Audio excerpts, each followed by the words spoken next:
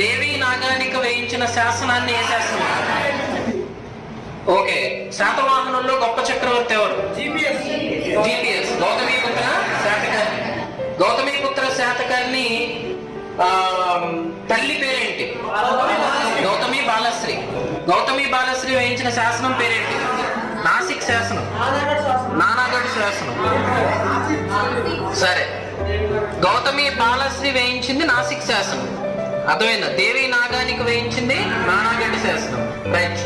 భారతదేశంలో సల్లేఖన వ్రతాన్ని ఆచరించి సింహాసనాన్ని వదిలేసిన తొలి చక్రవర్తి చంద్రగుప్త మౌర్యుడు. రైట్.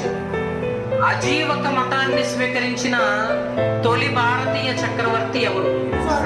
బింబిసారుడు. బింబిసారుడా బిందుసారుడా? బిందుసారుడు.